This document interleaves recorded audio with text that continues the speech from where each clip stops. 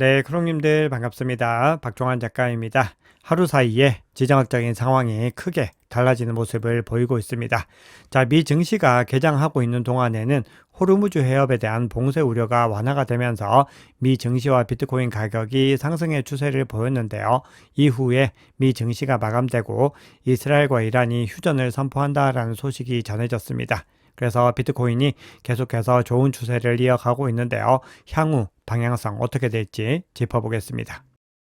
네, 오늘 영상이 도움이 되셨다면 구독, 좋아요, 댓글, 알림 설정 정중히 부탁드리겠습니다.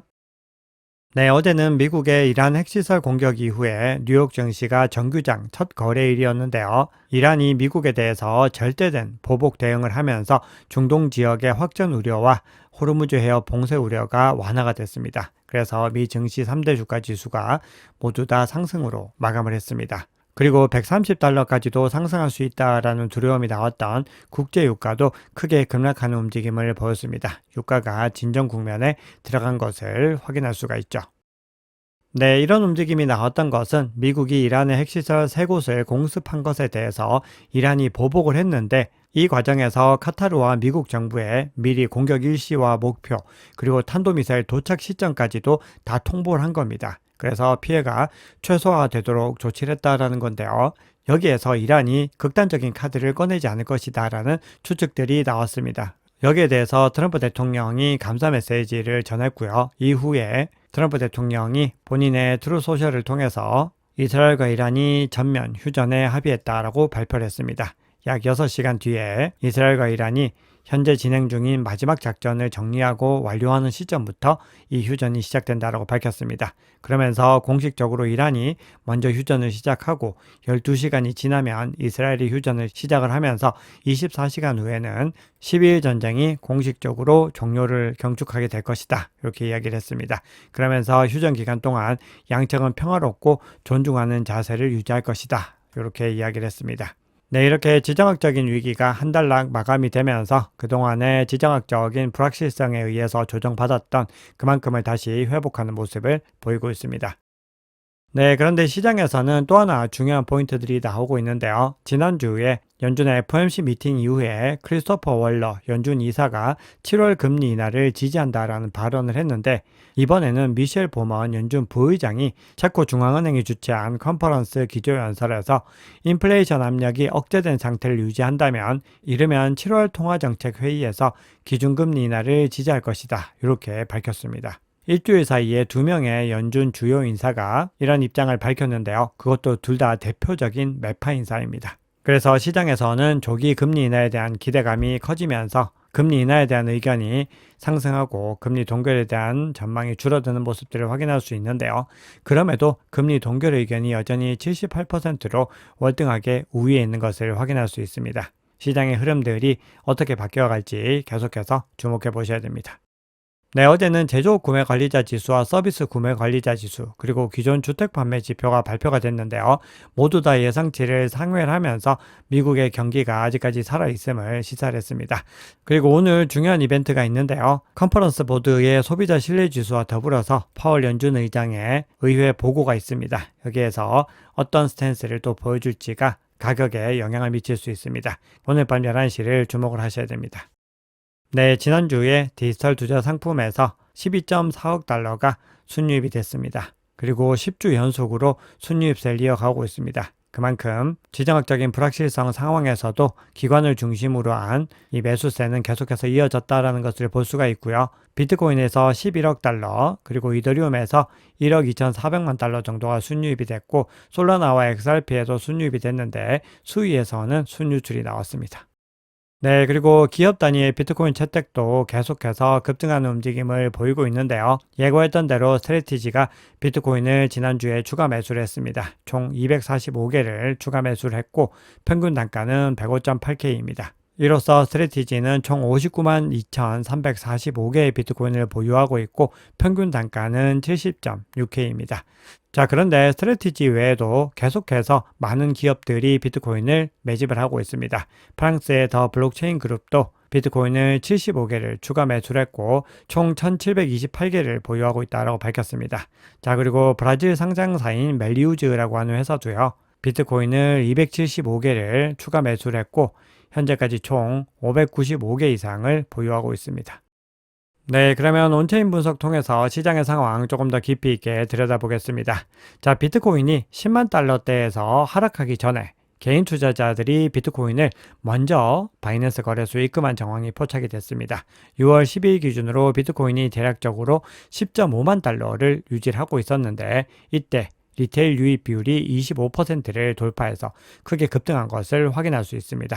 2023년 5월 이후로 최고로 높은 수준을 보였습니다. 이어서 19일에도 19%로 두 번째 큰 급등세를 보였습니다. 그리고 나서 비트코인 가격이 98.2K까지 하락을 했습니다. 자, 이 얘기는 평소 후행적인 움직임을 보이는 개인 투자자들이 이번에는 예외적으로 시장보다 더 빠르게 대응한 것을 확인할 수 있는데요. 이렇게 빠르게 대응은 했지만 또 빠르게 유입은 되지 않은 것이 여전히 리테일 투자자들은 아직까지 본격적으로 시장에 많이 유입이 되지 않았습니다. 반면에 기관 수요는 빠르게 반등하는 모습을 보였는데요. 코인베이스 프리미엄 지표가 빠르게 상승 국면을 보이면서 가격의 상승세를 이끄는 것을 확인할 수 있습니다. 즉 현재 상승의 흐름을 주도하고 있는 것이 미국의 기관을 중심으로 한 움직임이다라는 것을 확인할 수 있습니다. 네, 크립토컨트에서 제공하는 불스코어 인덱스 강세 지수를 한번 살펴보면은 현재 40에 위치를 하고 있습니다. 40을 경계로 해서 강세와 약세를 구분하기 때문에 중요한 경계 구간에 놓여 있는 것을 확인할 수 있습니다. 즉 그 얘기는 비트코인 가격이 하락을 했지만 완전한 약세 국면까지는 진입하지 않았다라는 것을 볼 수 있고 중요한 변곡점에 위치하고 있는 만큼 다시 상승 추세로 전환을 하기에도 용이하다라는 것을 볼 수가 있죠. 네, 그동안에 단기 보유자, 그리고 개인 투자자, 그리고 채굴자들이 매도세에 동참하는 모습들을 보여왔는데요. 현재 비트코인 채굴자들이 굉장히 수익성이 좋지 못한 상황입니다. 이렇게 수익성이 좋지 못하면 매도 압력이 발생할 가능성이 있는데요. 현재 채굴자들의 매도 파워 지표를 한번 살펴보면은 급감의 움직임을 이어가고 있습니다. 그리고 역대 최저에 가까운 수준을 보이고 있는데요.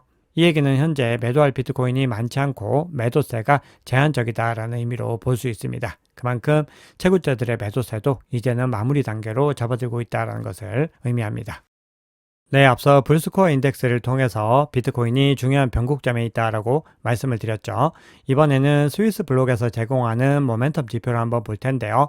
이 지표로 봤을 때도 현재 비트코인의 매수세와 매도세가 여전히 치열한 경쟁을 벌이고 있지만 상승세로 전환되는 중요한 변환점이 있는 것을 확인할 수 있습니다. 자, 그동안에 이 모멘텀 지표가 음수 영역에 계속해서 머물고 있다가 양수 영역으로 전환하는 것을 확인할 수 있는데요. 과거 흐름으로 봤을 때 이렇게 음수 영역에 있다가 전환되는 포인트 이후에는 가격이 상승세를 보이는 것을 확인할 수가 있습니다. 그래서 이번에도 그런 흐름들이 유사하게 나타나게 될지 지켜보셔야 되는데요. 또 하나 확인할 수 있는 부분들이 단기 보유자의 MVRV 비율 지표로 한번 살펴봤을 때 가격이 단기 보유자 비용 기준선, 즉 실현 가격에 접근하고 나서 그 이후에 반등하는 구간들에서는 이렇게 가격이 크게 상승하는 국면들을 확인할 수가 있습니다. 그래서 현재 시점도 중요한 포인트에 위치하고 있는 것을 확인할 수가 있죠. 이 경계선을 중심으로입니다. 그래서 단기 보유자들이 손익분기점에 도달해서 상승을 기대하면서 매수 포지션을 크게 늘리면서 반등에 성공을 했고 이 이후에 상승 추세들이 더 가팔라지게 될지 그 부분들 주목하셔야 됩니다. 네, 마지막으로 200주 이동평균선 히트맵 상으로 봤을 때 아직까지 대세 상승장 정점까지는 많은 거리가 남아 있습니다. 만약에 우리가 사이클 패턴을 갖다가 계속해서 신뢰하고 있다라고 했을 때는 아직까지 갈 길이 멀다라는 건데요. 2021년 대세 상승장 정점을 찍었던 구간 한번 살펴보시면은 이 히트맵 지표가 빨간색까지 도달을 했는데 현재는 파란색 구간에 머물고 있습니다. 대략적으로 이 정도 구간에 머물고 있다라는 것이기 때문에 아직까지는 본격적인 랠리의 기회가 남아있다 이렇게 볼 수 있습니다. 네, 그러면 시장의 중요한 이슈들 헤드라인 위주로만 간단하게 살펴보겠습니다. 네, 현재 시장을 이끌 수 있는 중요한 동력 중에서 스테이블코인 법안이 있습니다. 현재 스테이블코인 법안이 상원을 최종적으로 통과했고 이제 하원으로 넘어가서 의결 과정을 거쳐야 되는데요. 현재 하원과 상원이 이 법안에 대해서 또 세부적인 조항들을 조율할 필요가 있다 이렇게 나오고 있습니다. 그래서 이 조율이 마무리가 되고 최종적으로 통과하게 되면은 트럼프 대통령이 최종적인 서명을 하게 되는데 트럼프 대통령은 올해 여름까지 이 법안이 통과되면 좋겠다 이런 입장을 밝히고 있습니다. 자, 그리고 스테이블 코인에 대한 이슈들이 시장에서 정말 중요한 것이 서클이 계속해서 좋은 흐름들을 이어가고 있는데 장중에 코인베이스의 시총을 추월했다라는 소식이 전해졌습니다. 네, 그런데 여기에 대해서는 전문 기관들이 서클의 시가총액이 코인베이스를 초과하는 것이 펀더멘탈 관점에서는 말이 되지 않는 상황이다, 이렇게 얘기를 합니다. 코인베이스는 서클의 수익의 절반을 가져가면서 그 외에도 훨씬 더 다양한 사업 부분을 운영하고 있다는 겁니다. 그래서 결론적으로는 서클은 상장 직후에 그리고 스테이블 코인의 어떤 호재에 의한 기대감들이 많이 반영이 되어 있는 상태이고 비정상적인 밸류에이션이 결국은 현실과 접점을 찾게 될 것이다, 이렇게 이야기를 하고 있습니다. 네, 그런데 스테이블 코인 규제법이 뭔가 암호화폐 시장보다는 기존 금융권을 위한 것이다, 이런 입장을 낸 의견도 있는데요. 비트코인 맥시멀리스트이자 엘살바도르의 비트코인 전략 고문인 맥스 카이저가 미국에서 처리 중인 스테이블코인 규제법 지니어스가 기존 금융권을 지탱하기 위한 것이고 법정 화폐의 지배력을 강화할 수 있다라고 주장을 하면서 스테이블코인이 암호화폐 시장으로의 진입점으로 여겨지지만 실제로는 미국 달러 사용성 개선과 은행의 이익만을 고려해서 설계됐다, 이렇게 주장을 하고 있습니다. 자, 그리고 스테이블코인에 대한 이야기를 오늘 계속해서 가지고 와 봤는데요. 중국에서도 스테이블코인에 대한 관심들이 크게 늘어나고 있는데요. 중국의 관영 매체가 위안화 스테이블코인을 적극 추진해야 된다, 이렇게 촉구를 하면서 중국 내 위기감을 반영하고 있습니다. 자, 마지막으로는 비트코인의 사용성과 관련된 부분인데요. 신시아 루미스 상원의원과 마이크 로저스 전 하원의원이 미국인들이 부담스러운 세무신고 없이 소액의 일상 구매에서 비트코인을 사용할 수 있도록 하는 면제 조항을 통과시켜줘야 된다, 이렇게 주장을 했습니다. 네, 그러면 CBD 지표 한번 살펴보겠습니다. 현재 파이어 차트 상으로 110K 상단에 매도벽이 촘촘하게 형성이 되어 있습니다. 가격 바로 상단으로는 매도벽이 뚜렷하게 형성이 되어 있지 않기 때문에 110K를 기점으로 해서 본격적인 매수세와 매도세의 공방이 시작될 수 있다고 볼 수 있고요. 고래들의 움직임 한번 살펴보시면은 가장 큰 규모의 갈색 고래는 계속해서 보유 관점을 가져가다가 일정 부분 매수세로 전환을 했는데 현재 폭발적인 매수세에는 동참하지 않고 있습니다. 반면에 주황색이 계속해서 급등세를 이어가고 있습니다. 즉 매수세에 열을 올리고 있고요. 나머지 주체들 보라색, 빨간색, 녹색은 계속해서 매도세를 보이면서 전체적인 바이낸스 주문량은 아직까지도 매도세가 더 위에 있습니다. 즉 가격의 반등은 앞서 보여드렸듯 코인베이스를 중심으로 해서 일어났다는 것을 볼 수 있습니다.